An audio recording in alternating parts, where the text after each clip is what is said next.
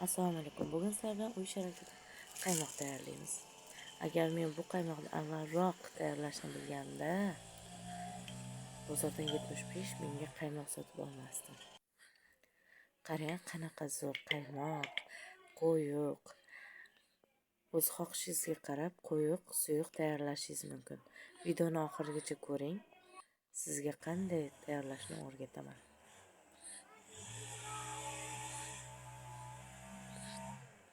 Buning uchun bizga sut kerak bo'ladi. Men 800 gram sut ishlatdim. Agar ko'proq xohlasangiz, ko'proq sut qilishingiz mumkin. 800 gram sutimizni idishimizga quyib olamiz.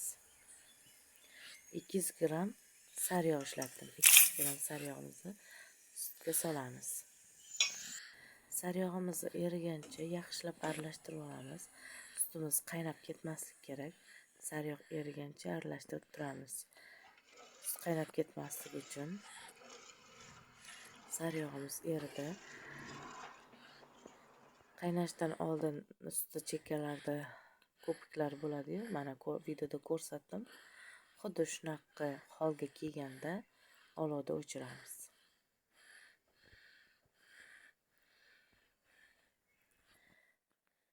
Va mikserlaymiz.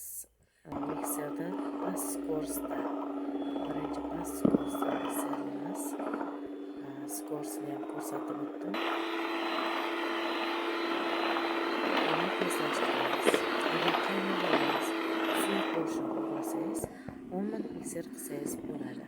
Agar menga o'xshab quyuq qaymoqni yoqtirsangiz, ko'proq mikser qilasiz. Mikser qancha ko'p bo'lsa, qaymoqingiz qattiqroq, quyuqroq chiqadi.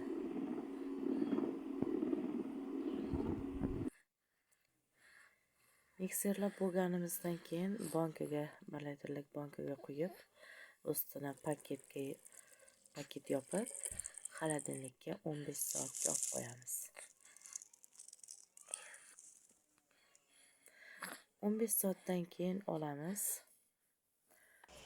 Mana videoni uladim. 15 soatdan keyin mana 15 soatdan keyin oladi. Qaymoqni qarang. Qanaqa zo'r sariyog'dek qaymoqda.